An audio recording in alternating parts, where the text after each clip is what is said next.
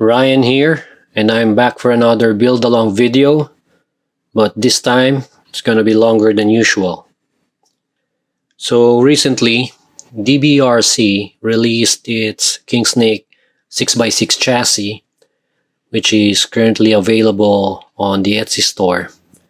And then I brought up the idea of building a shorty 6x6.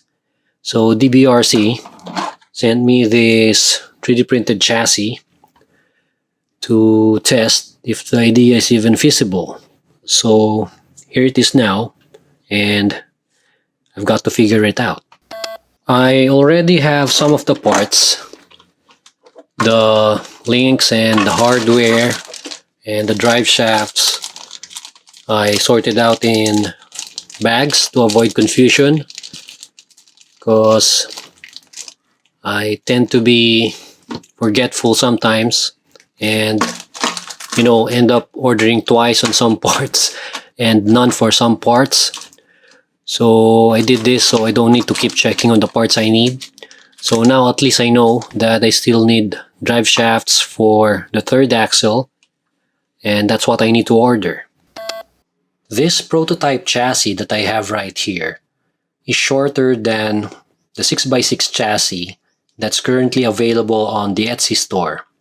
That version that's available at the moment uses the stock TRX4M wheelbase, which is 155 millimeters, plus a third axle. So meaning in front, you'll have to use standard Bronco front links and then standard Bronco rear links, plus another set of Bronco front links. But for this shorter chassis, what I intend to use are Bronco fronts, and then high trail fronts, and then another set of Bronco fronts. So it's gonna be shorter than the standard 6x6 chassis. And then I intend to use this Fat Viper motor, hoping that it will be sufficient for the 3 axles. And then I have here an Injora Diamond axle. It's my first time using this one. I already installed this Globact servo that I have used for some of my builds, primarily because of its price, and it probably performs as well as any other servo within its price range. Plus, the wire exits at the rear, which is a plus for me. And then Injora Diamond rear axle for the third axle. And then in the middle is another Injora axle. I think this is called Injora plus 4 millimeters. So it will be as the same width as Injora Diamonds. And then this is equipped with Opie Factory 6x6 conversion kit. This part you see right here is from Opie Factory. So what it does is it lets you add another pinion gear, which you have to purchase separately. And you'll notice that they're turning on opposite directions.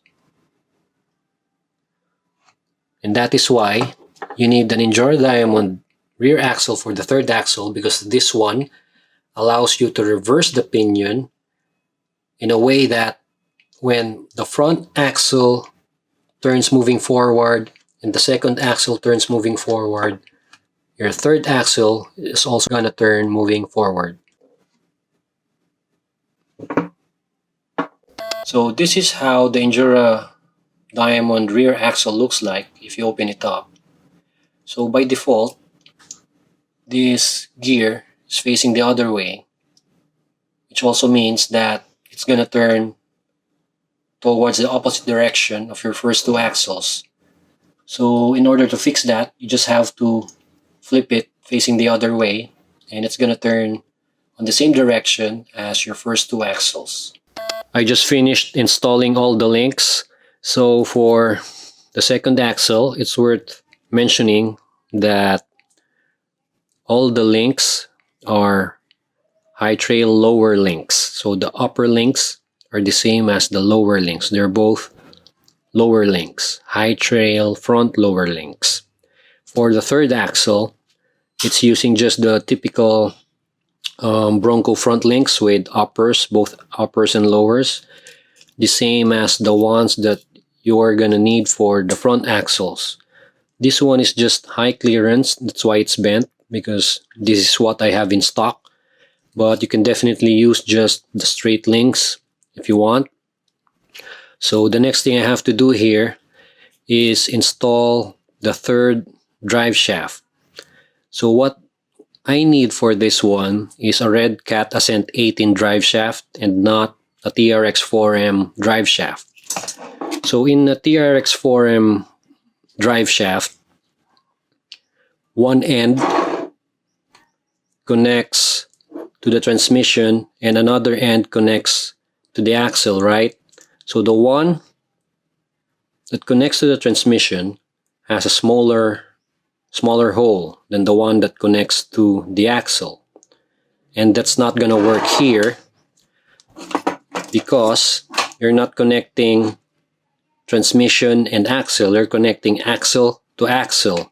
So the Red Cat Ascent drive shafts have both ends with a bigger hole. So that's the one that's gonna work for connecting the second to third axle. The Red Cat drive shaft arrived, but unfortunately the package was incomplete. One of the two drive shafts is missing, and the drive shaft that I need, which is the front drive shaft, is the one that's missing in the package. That's a major setback. So to save time, I thought maybe I could just cut the rear drive shafts and see if it works. So after chopping it, I found out it's not fully splined.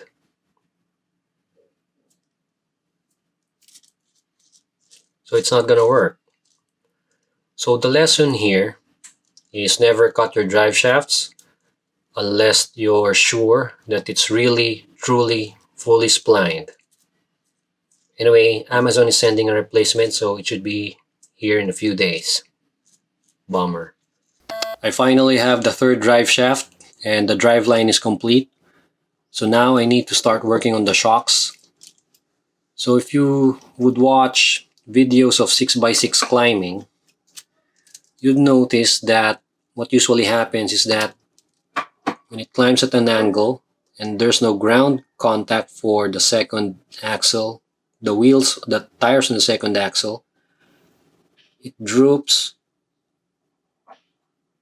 to a full extent and it puts the drive shafts on an awkward angle, which may cause either binding or cause the drive shafts to disconnect. So what I plan to do for the shocks is to limit the droop to a certain extent so those things won't happen. And I've been experimenting on some shocks, and I'll probably do a separate video for this one. So for the front shocks, I plan to do this type of roller sleeves so the tire doesn't rub with the springs. And then for the rear shocks, I plan to do a negative spring setup so the axles don't fully droop. Anyway, I'm gonna make a separate video for this. So I'm working on the wheel set and the first 4 wheels are done.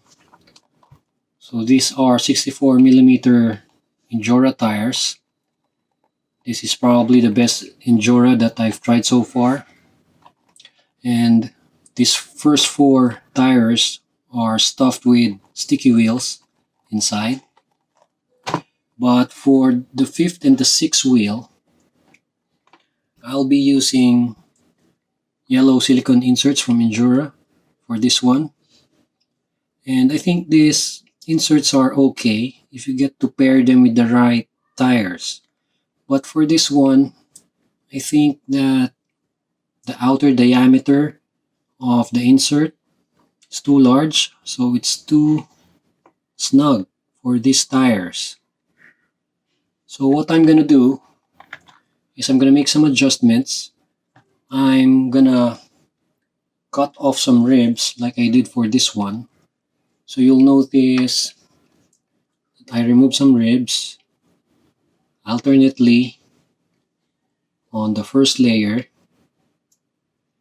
I did this recently on the tires of my Model T, and the grip has improved significantly.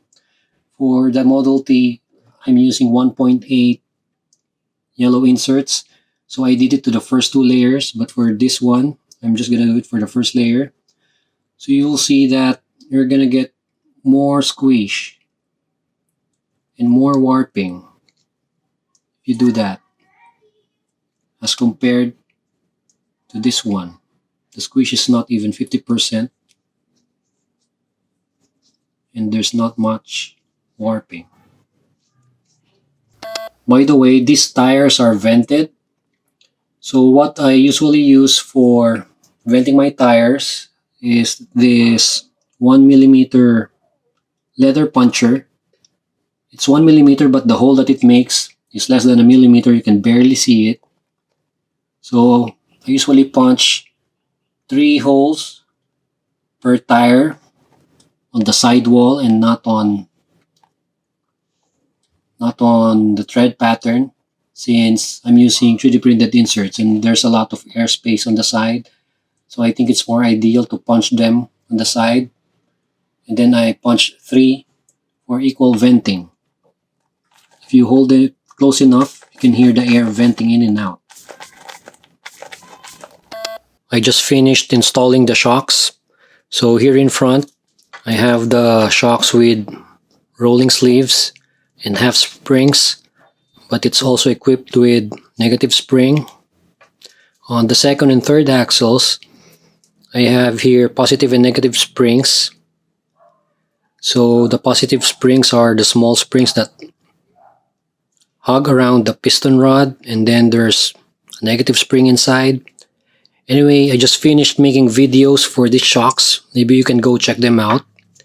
Now for the drive shafts, you can see that they're thankfully far from falling off. So this is the full droop at the moment, but it can still extend.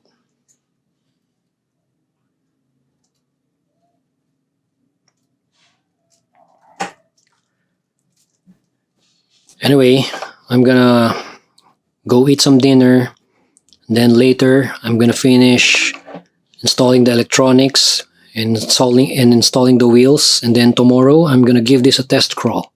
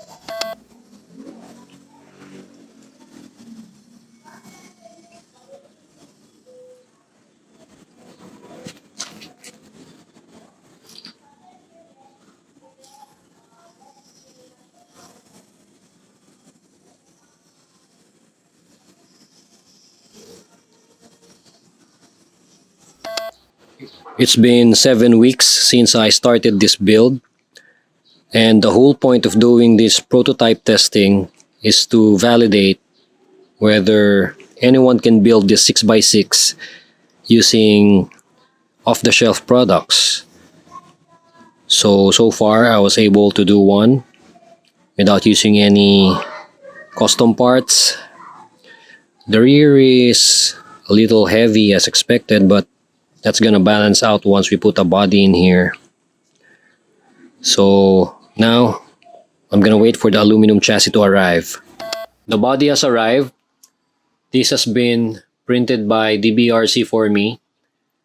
The file is originally from a head RC. It's for 110 scale, and then DBRC scaled it down to 118.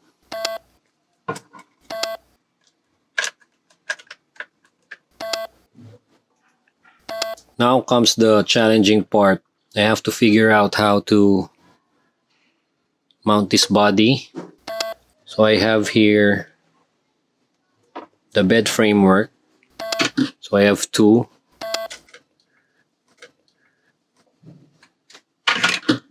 I also have, the BRC gave me two short beds, but they also gave me a long one.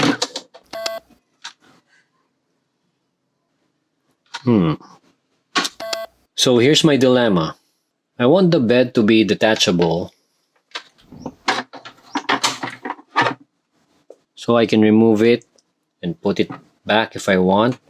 But in order to do that, I need to find a way to mount this on its own. So I'll probably need to make something that can hold the cab from here, and then mount it magnetically on a side tray. So I'll have to change the side trays. Or the easier way to do it is to extend this bed and adjoin it with the front cab and just mount it magnetically on top of the chassis. But this thing's heavy altogether, so I'd still want the bed to be detachable if possible, so I can remove it when climbing challenging lines, and then I can put it back when I just want to do some scaling. It's a bit wide to be mounted on a side tray, but I can maybe use these fuel tanks to bridge that gap and mount it on a magnetic side tray. It's right-hand drive, but I'm not sure if I still want to do the interiors and a driver for this one because it's a bit heavy. It's thick, look at that. I just sent this file to the printer. Now I designed an extra wide magnetic side tray which can accommodate a slightly bigger battery. The one I used for testing is a smaller one. This is 180 mAh3S, and this one is 300, and it fits exactly right into this side tray. And then since the cab and the bed are wide, I need to fill in that gap between the side tray and the body. So I made these toolboxes that can attach magnetically to the side tray, and it will be saddled over the chassis when connected to this part. This part lands on top of the chassis, and it's gonna hold the toolboxes, and then this part in front is where I can mount the cab.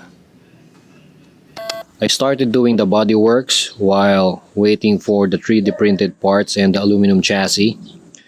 This body has been printed in PLA and not in resin.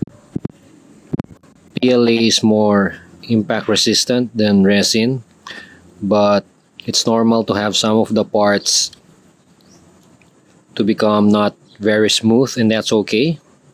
It's something that can be fixed. Like for this one on the roof, there's a wood grain pattern that emerged. So I started fixing it using a filer and a rough sandpaper. This is 300 grit.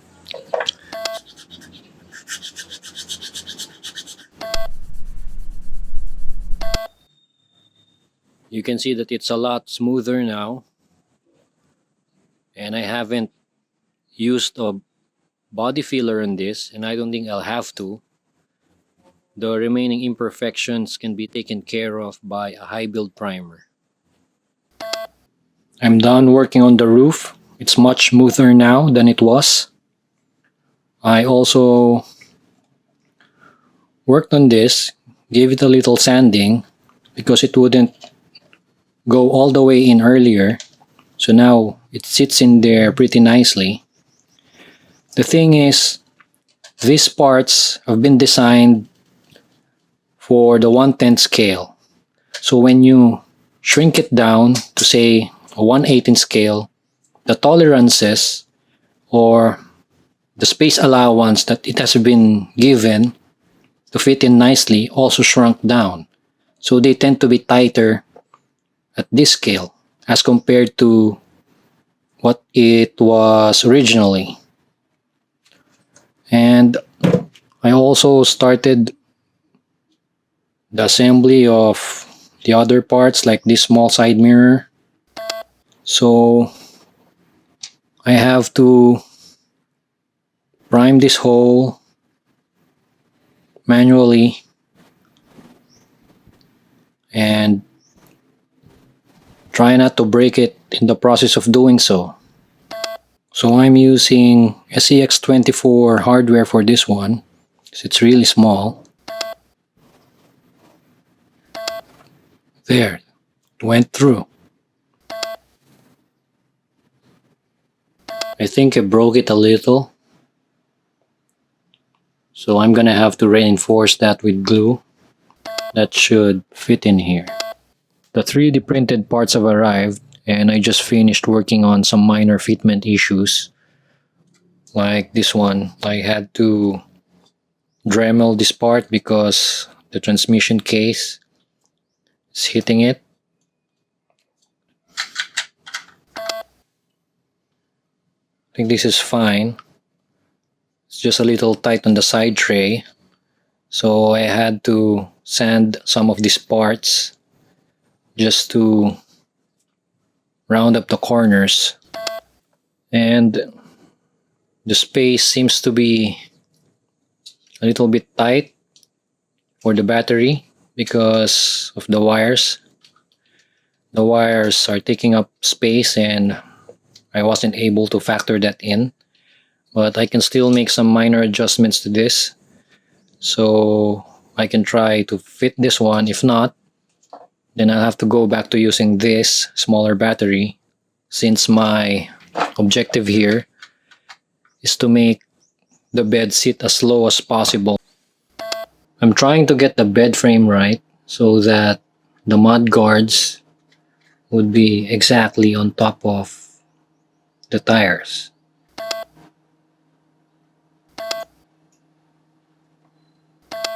One bed down, one to go.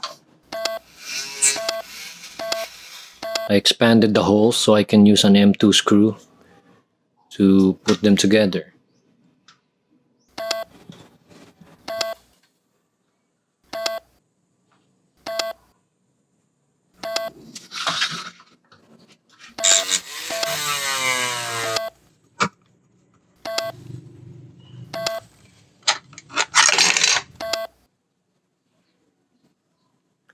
That was a lot of work just to mount a body, but it was definitely worth it.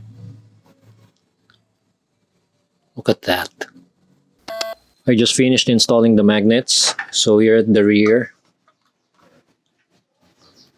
we have 4. And here on the cab,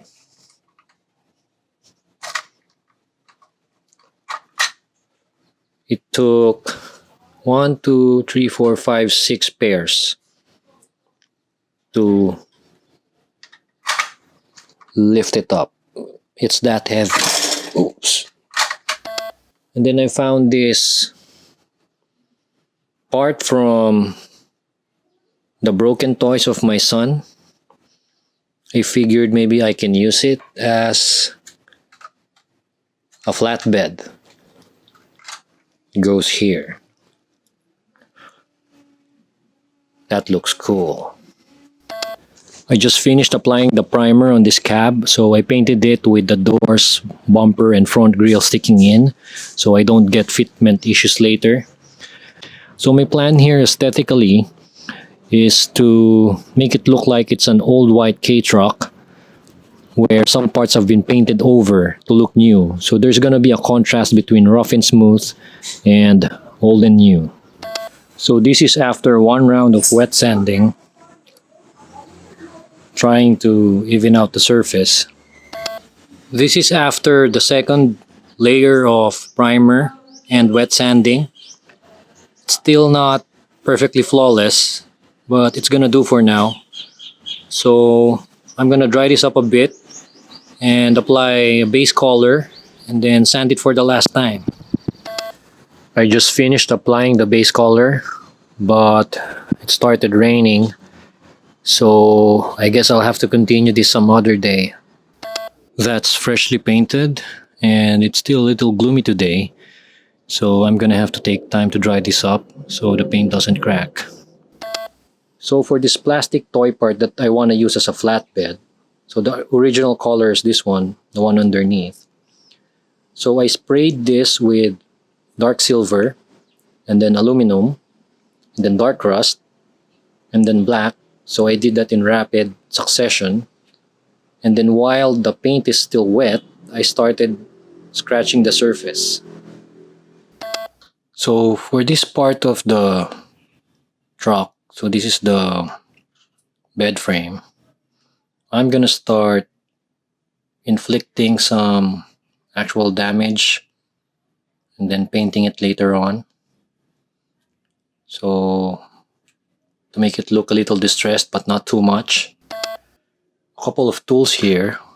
So of course I have here some filing tools, rough and smooth sandpaper, scribing tool, the one you use for the body panels if you want to make the gaps deeper or bigger, like in the doors and the hood. This is also a scribing tool, but this one has a flat tip, this one has a round tip.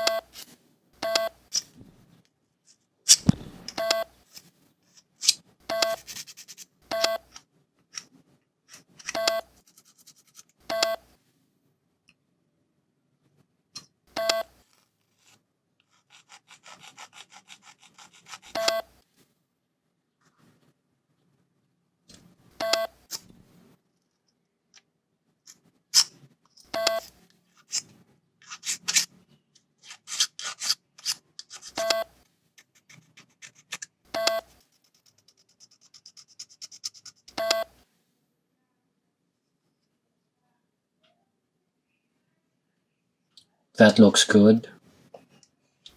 I'm gonna try to apply some discoloration now to this part. I'll be using a very light gray color first.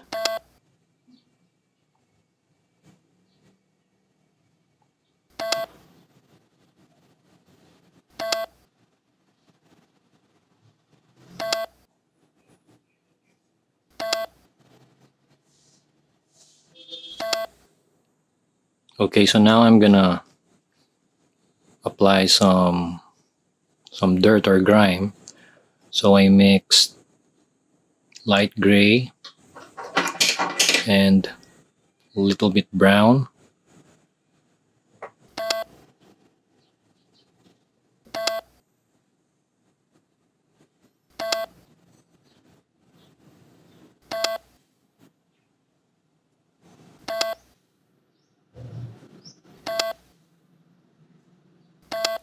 So now I'm gonna apply some patches of rust.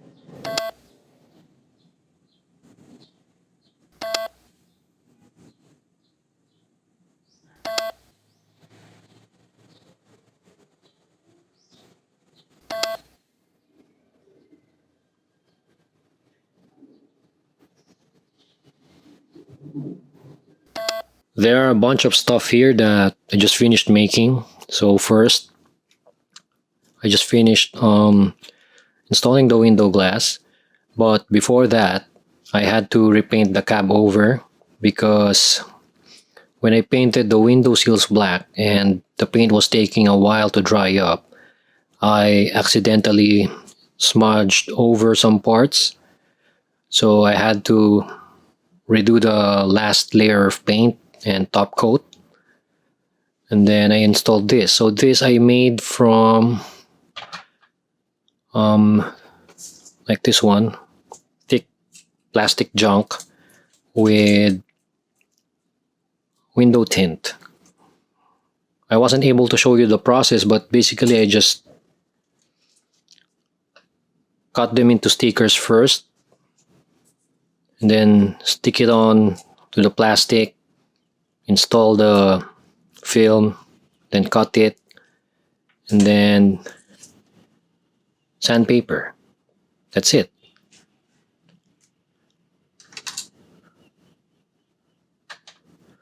Then I also have here the minor body parts like the side mirror. So that thing is just a silver sticker. I also have here the wiper and the lights, door handles, whatnot.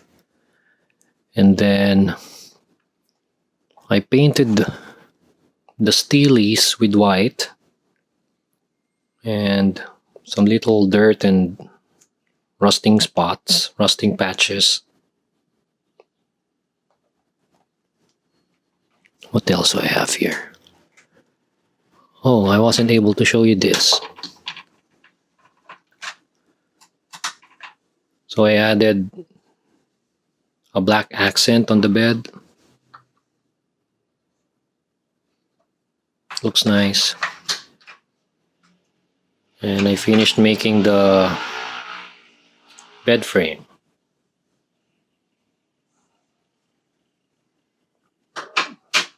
Oh yeah, and most importantly, I have this. It's time to finish this.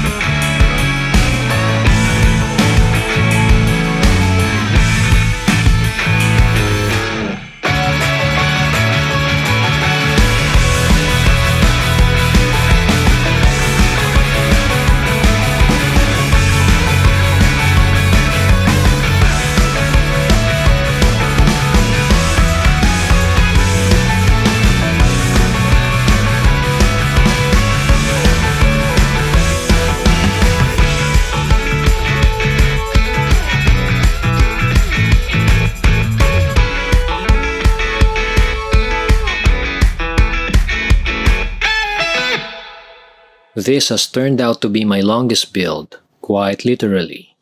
It's been 9 weeks since I first started this build, and I was able to finish 4 other videos while doing it.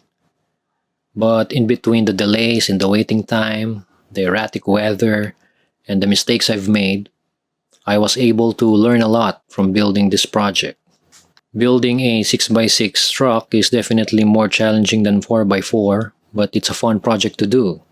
If you want to build a 6x6 TRX4M, you can go with a standard length chassis, or you can use a shorter chassis like the one I use for this.